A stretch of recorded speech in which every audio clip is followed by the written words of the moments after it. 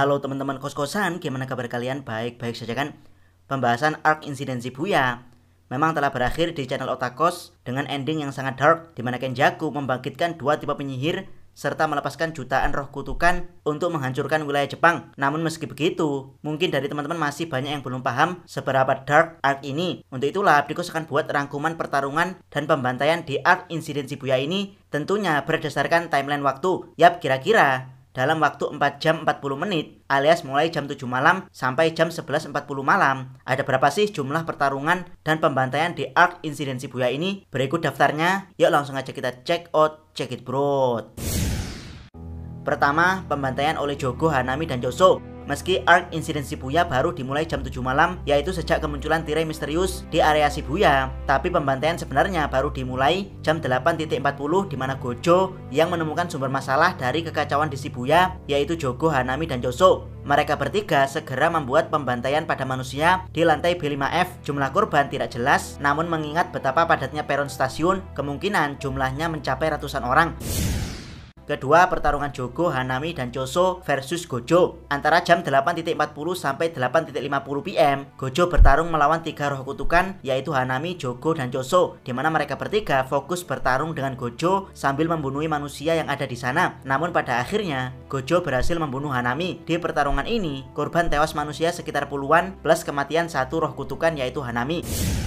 Ketiga, pembantaian stasiun Meiji. Antara jam 8.51 sampai 9.03 PM, tim Mei Mei yang terdiri dari Mei Mei, Uwi Uwi, dan Yuji tiba di stasiun Meiji. Melalui CCTV, mereka menemukan banyak manusia mutan di sana. Mei Mei sempat mengirimkan banyak gagak untuk menyelidikinya, namun semua gagak tersebut pada akhirnya terbunuh. Jumlah korban jiwa di pembantaian ini tidak diketahui, namun yang jelas burung-burung gagak Mei Mei sempat saling bantai dengan para manusia mutan di sini.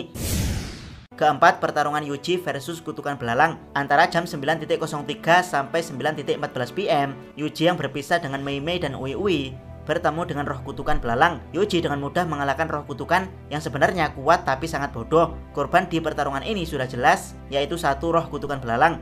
Sementara itu, masih di jam yang sama, Mei Mei dan Uwi Uwi terlihat asik membantai manusia mutan untuk bisa melaju ke lantai B5F platform Fukutoshin. Jumlah korban tidak diketahui, namun yang jelas korban berasal dari manusia mutan.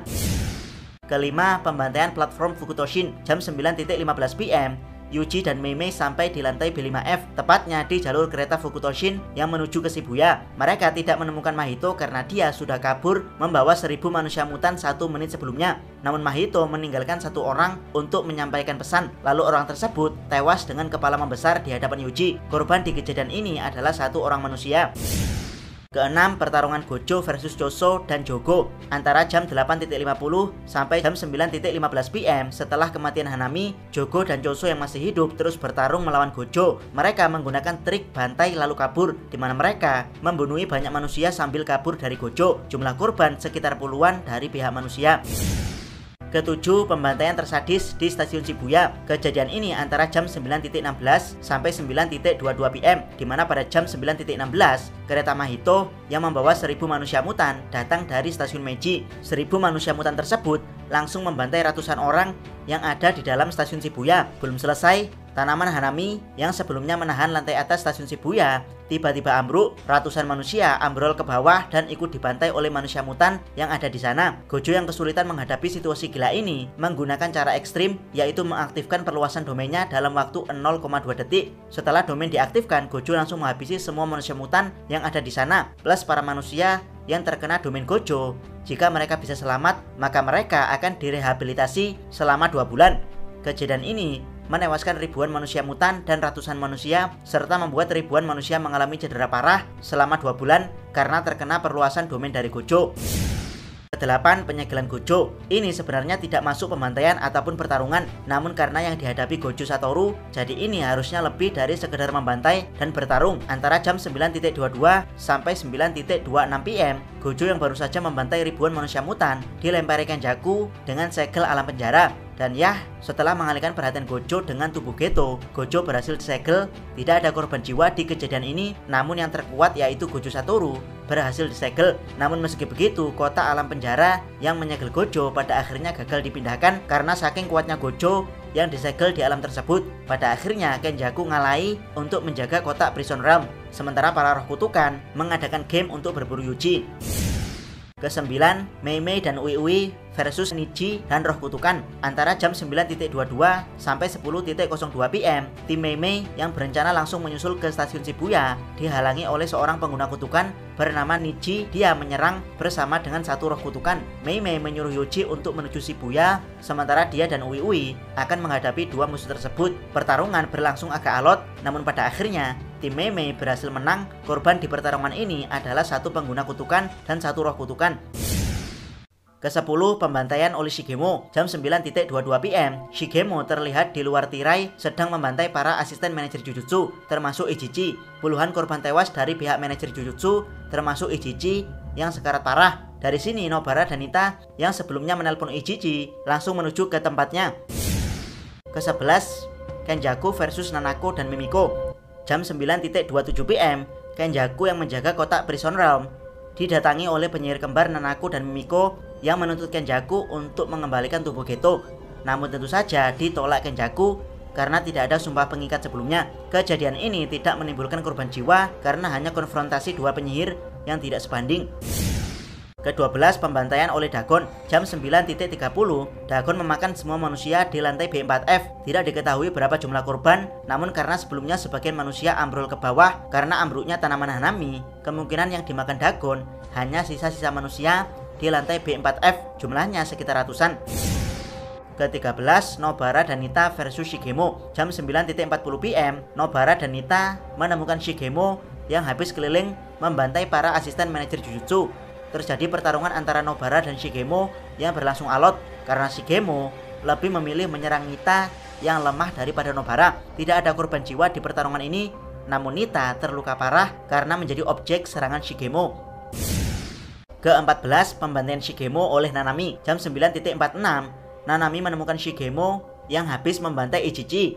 Segera Nanami melampiaskan kemarahannya pada Shigemo. Yap, daripada menyebut kejadian ini sebagai pertarungan Nanami versus Shigemo, Adikos lebih senang menyebutnya sebagai pembantaian Shigemo oleh Nanami. Tidak ada korban jiwa di pembantaian ini, namun Shigemo sekarat setelah dibantai Nanami. Meski Shigemo sekarat, tapi dia berhasil selamat dari pembantaian ini karena teknik kutukan miracle-nya. Ke-15, tim Ino versus tim Ogami. Jam 10.01 PM, tim penyihir Ino yang terdiri dari Ino, Yuji, dan Megumi mencoba menghancurkan barrier yang menghalangi para penyihir untuk masuk. Mereka menemukan orang-orang yang menjaga barrier tersebut bersembunyi di Tower Shibuya. Yap, merekalah tim pengguna kutukan Ogami yang terdiri dari Awasaka, Ogami, dan cucunya. Pertarungan dua tim tidak bisa dihindarkan. Ini hanya pertarungan pembuka. Tidak ada korban jiwa di sini dan berakhir dengan pemisahan tim. Ino melawan Ogami dan cucunya di atas Tower Shibuya, sementara Yuji dan Megumi melawan Awasaka di bawah tower. Ke-16, Mei Mei dan Ui Ui versus Smallpox Deity. Jam 10.02 PM, Mei Mei dan Ui Ui yang berhasil mengalahkan Niji dan roh kutukan didatangi Kenjaku. Kenjaku mengirimkan roh kutukan kelas spesial Smallpox Deity, yang mana roh kutukan tersebut langsung mengaktifkan perluasan domain untuk memberikan serangan kutukan wabah pada Mei Mei dan Ui Ui. Namun pada akhirnya Mei Mei berhasil mengalahkan Smallpox setelah menggunakan serangan terkuatnya, yaitu Bird Strike. Korban jiwa di pertarungan ini adalah satu roh kutukan kelas spesial. Ke-16, Yuji dan Megumi versus Awasaka. Antara jam 10.01 sampai 10.04 PM, Yuji dan Megumi bertarung melawan Awasaka. Meski Awasaka menggunakan teknik kutukan yang bisa membalikkan gimmick lawan, tapi kombinasi Yuji dan Megumi berhasil mengalahkannya. Tidak ada korban jiwa di pertarungan ini, namun Awasaka terluka dengan serius. Ke-17, Ino versus Ogami dan cucunya. Masih di jam yang sama, yaitu antara 10.01 sampai 10.04 PM. Di atas tower, Ino bertarung dengan cucu Ogami yang berusaha melindungi neneknya yang sedang melakukan ritual. Meski Ino menyerang dengan teknik monster buasnya, tapi cucu Ogami terus bisa menghalangi serangan Ino karena dia tidak peduli dengan tubuhnya yang terluka. Prioritasnya adalah keberhasilan ritual neneknya. Tidak ada korban jiwa di pertarungan ini. Ke-18, Toji versus Ino. Jam 10.04 PM, Toji Fushiguro dibangkitkan dengan teknik ritual Ogami, menggantikan tubuh cucunya yang terluka. Ino yang merasakan kedatangan sosok kuat segera menyerang Toji, namun dengan mudah Toji bergerak cepat membatalkan teknik Ino, lalu memberendelnya dengan tinju telak. Ino pun sekarat. Tidak ada korban jiwa di pertarungan ini, namun satu penyihir sekarat dan satu pengguna kutukan dijadikan objek pembangkitan jiwa dari kematian. 19, Ogami dibantai Toji. Antara jam 10.04 sampai jam 10.10, Toji yang habis membantai Ino langsung mengincar sosok lain yang paling kuat di sana, dan ya tidak ada orang lain kecuali Ogami. Ogami dengan sigap masuk dalam mode pertarungan untuk melawan Toji. Namun dengan cepat Toji bergerak untuk membunuh Ogami. Kejadian ini menewaskan satu pengguna kutukan, yaitu Ogami. Ke-20, Mei Mei dan Ui Ui versus Kenjaku. Waktunya tidak diketahui, namun yang jelas di atas jam 10 malam, Mei Mei dan Ui Ui yang berhasil mengalahkan Smallpox akhirnya bertarung dengan Kenjaku dengan membawa gagak kematian yang telah dikontrak untuk melakukan serangan Bird Strike. Namun di bagian akhir diketahui kalau Mei Mei dan Ui Ui ternyata kabur dari pertarungan ini. Mereka terbang ke Kuala Lumpur, Malaysia karena yakin Jepang akan hancur dalam waktu dekat. Tidak ada korban jiwa di pertarungan ini. Ke-21, Yuji dan Inumaki versus manusia mutan. Sebelum jam 10.10 PM, Yuji yang berniat menuju ke stasiun Shibuya dihalangi oleh manusia mutan yang sedang menyerang para manusia. Dari sinilah Inumaki muncul untuk memberikan bantuan ke Yuji. Dia menggunakan curse speech-nya untuk menghentikan manusia dan manusia mutan yang ada di sana, mempersilahkan Yuji untuk lewat lalu menghadapi para manusia mutan sendirian. Korban jiwa tidak diketahui, namun yang jelas sebelumnya baik dari manusia dan manusia mutan ada yang tewas dalam proses evakuasi ini. Ke-22, Yuji versus Choso. Jam 10.10 PM, Yuji bertemu Choso di dalam stasiun Shibuya. Pertarungan berdarah yang terinspirasi dari film The Raid terjadi antar keduanya. Pada akhirnya Yuji berhasil dikalahkan Choso. Tidak ada korban jiwa di pertarungan ini, namun bisa dibilang Yuji sekarat setelah melawan Choso. Ke-23, Nanami, Maki, dan Naobito versus Dagon. Jam 10.20 PM, tim Nanazen alias Nanami Zenin bertemu dengan Dagon. Pertarungan pun tidak bisa dihindarkan. Tidak ada korban jiwa di pertarungan ini, namun Dagon hampir saja mati ketika menghadapi teknik frame per second milik Naobito. Dia selamat setelah menggunakan perluasan domain Sweeping Horizon miliknya. Ke-24, Nanami, Maki, Naobito, dan Megumi versus Dagon. Antara jam 10.20 sampai 10.51 PM, Megumi berhasil masuk ke domain Dagon, di mana di dalam domainnya Dagon membantai semua penyihir dengan telak menggunakan pasukan zombie ikan. Meski tidak ada korban jiwa dalam pertarungan ini, tapi semua penyihir mengalami luka cukup fatal. Nanami dan Maki dijadikan bancakan ikan zombie Dagon, sementara Naobito kehilangan satu lengannya. Megumi sendiri mati-matian mempertahankan domain miliknya yang sedang digencet oleh domain Dagon. Ke-25, Toji versus Dagon. Masih antara jam 10.20 sampai 10.51 PM, domain Megumi yang tinggal sedikit kemudian dimasuki oleh Toji Fushiguro yang baru saja dibangkitkan dan haus akan pertarungan. Toji langsung menyerang sosok terkuat yang ada di sana, yaitu Dagon. Dagon sebenarnya sempat melawan, tapi dia tidak ada apa-apanya dibandingkan Toji yang overpowered. Korban di pertarungan ini adalah satu roh kutukan, yaitu Dagon. Ke-26, Toji versus Megumi. Masih antara jam 10.20 sampai 10.51 PM. Setelah membunuh Dagon dan keluar dari domainnya, Toji mengincar sosok terkuat lain yang ada di sana, yaitu anaknya sendiri, Megumi Fushiguro. Seperti dugaan, Megumi juga bukan tandingan Toji, namun saat Megumi berhasil memberikan sedikit serangan yang mampu menggores baju Toji, saat itu Toji sadar yang dia hadapi adalah anaknya sendiri. Toji pun membunuh dirinya sendiri. Korban jiwa di pertarungan ini bukan Toji, melainkan cucu Ogami. Ke-27, Jogo versus Nanami, Maki, dan Naobito. Sementara itu, sebelum jam 10.51 PM, tim Nanazen yang ditinggal Toji dan Megumi bertarung diserang oleh Jogo. Nanami berhasil dibakar, Maki berhasil dibakar, Naobito sempat berhasil menghindar dan memberikan serangan balik dengan teknik frame per second-nya. Namun dia berada di ranjau Jogo yang pada akhirnya Naobito berhasil dibakar dengan sangat parah dari segala sisi. Awalnya tidak ada korban jiwa di pertarungan ini. Nanami, Maki, dan Naobito hanya terkena luka bakar serius, tapi belakangan diketahui kalau Naobito yang terbakar paling parah tidak bisa selamat dan akhirnya meninggal. Ke-28, Jogo versus Nanako dan Mimiko. Jam 10.51 PM, setelah membantai tim Nanazen, Jogo menemukan Yuji yang sedang dicekoki jari Sukuna oleh Nanako dan Mimiko. Jogo pun marah dan langsung membakar kedua penyihir kembar tersebut. Namun tidak ada korban jiwa di pertarungan ini karena Nanako sempat menggunakan teknik kameranya untuk menyelamatkan diri dari pembakaran telak Jogo. Ke-29, Sukuna versus Jogo, Nanako, dan Mimiko. Antara jam 10.51 sampai 11.01 PM, Jogo memutuskan mencekoki Yuji dengan 10 jari Sukuna sekaligus. Pada akhirnya, Sukuna bangkit membuli Jogo dan membantai dua penyihir kembar, Nanako dan Mimiko. Nanako sempat menggunakan teknik kameranya tapi kalah cepat dengan teknik pemotong milik Sukuna. Dua korban tewas di kejadian ini yaitu penyihir kembar Nanako dan Mimiko. Ke-30 Kusakabe dan Panda versus Suda dan Negi. Jam 11.01 PM, Kusakabe dan Panda bertarung dengan dua pengguna kutukan yang dulunya adalah bagian dari keluarga Geto. Mereka adalah Suda dan Negi. Tidak ada korban jiwa di pertarungan ini karena Kusakabe dan Panda memang tidak ada niat bertarung, melainkan fokus kabur. Ke-31 Sukuna versus Jogo. Antara jam 11.01 sampai 11.07 PM, Sukuna terlihat dibully Jogo. Pertarungan mereka terlihat sampai di luar stasiun, mengacaukan pertarungan tim Kusakabe dan tim keluarga Geto. Jogo yang tidak tahan dibully menggunakan teknik maksimum meteor menyerang siapapun yang ada di bawahnya, termasuk tim Kusakabe, keluarga Geto, Sukuna, dan para manusia yang terjebak. Dan ya, Sukuna masih bisa selamat dari teknik dahsyat Jogo ini. Dia pada akhirnya membunuh Jogo dengan teknik api Raja Kutukan. Korban jiwa di pertarungan ini adalah satu roh terkutuk, yaitu Jogo dan para manusia yang terjebak. Sementara Suda dan Negi tidak diketahui nasibnya, sedangkan Kusakabe dan Panda berhasil selamat dari teknik meteor Jogo. Ke-32 Pembantaian Megumi oleh Haruta. Masih antara jam 11.01 sampai 11.07 PM, Megumi yang kelelahan habis bertarung dengan Toji dibantai oleh Haruta. Dia menusuk Megumi yang lari sambil berdarah-darah. Tidak ada korban jiwa di pertarungan ini. Ke-33 Pembantaian Megumi dan Haruta oleh Mahoraga. Tepat jam 11.07 PM, Megumi mengambil keputusan berbahaya, yaitu memanggil Shikigami terkuat yang sampai saat ini belum ada satupun dari pengguna teknik bayangan yang berhasil menaklukkannya. Dialah sang jenderal Dewa Mahoraga. Segera setelah dibangkitkan, Mahoraga membunuh Megumi. Namun Megumi tidak langsung mati karena Haruta yang terseret dalam ritual juga harus dibunuh untuk membuat Megumi mati permanen. Pada akhirnya Haruta juga akan dibantai Mahoraga.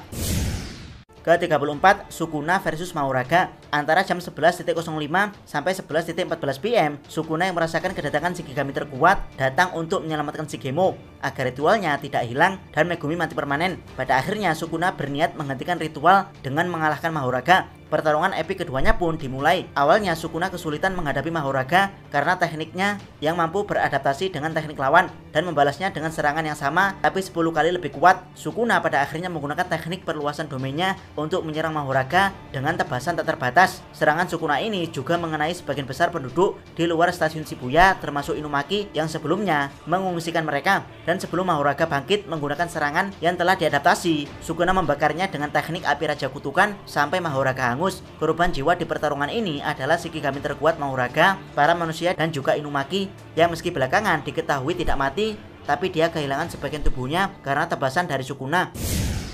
Ke-35 Pembantaian Shigemo oleh Sukuna. Antara jam 11.07 sampai 11.14 PM, setelah melakukan pembantaian di luar stasiun Shibuya, Sukuna berhasil menghentikan ritual Mahoraga. Dia pun menolong Megumi dan membiarkan Shigemo kabur. Namun belum sempat Shigemo kabur menjauh, dia ternyata sebelumnya ditebas oleh Sukuna. Pada akhirnya pengguna kutukan paling menyebalkan ini tewas di tangan Sukuna. Ke-36 Nanami versus manusia mutan dan Mahito. Antara jam 11.14 sampai jam 11.16 PM, secara ajaib Nanami masih hidup setelah dibakar Jogo. Dalam keadaan luka bakar serius, Nanami dihadang oleh manusia mutan. Namun Nanami tetap maju membantai para manusia mutan. Sayangnya Nanami tidak menyadari kalau Mahito ada di sana. Dia pun disentuh Mahito. Yuji sempat datang untuk memergoki Nanami yang disentuh Mahito. Namun terlambat karena Mahito segera meledakkan tubuh Nanami. Korban tewas di pertarungan ini adalah puluhan manusia mutan dan juga satu penyihir Jujutsu, yaitu Nanami. Ke-37 Yuji versus Mahito asli. Jam 11.16 PM, Yuji marah besar pada Mahito karena telah menghabisi Nanami. Pertarungan keduanya pun tidak bisa dihindarkan. Tidak ada korban jiwa di pertarungan ini, tapi Yuji berhasil memojokkan Mahito dan membuatnya kabur dari pertarungan. Ke-38 Nobara versus Mahito palsu. Sementara itu, di luar stasiun Shibuya antara jam 11.16 sampai 11.19 PM, Nobara bertemu Mahito palsu. Pertarungan keduanya pun tidak bisa dielakkan. Sama seperti Yuji, Nobara berhasil memojokkan Mahito palsu dengan teknik santet pakunya. Karena teknik tersebut adalah musuh alaminya selain Yuji yang dalam tubuhnya ada Sukuna. Pada akhirnya, Mahito palsu juga kabur dari Nobara.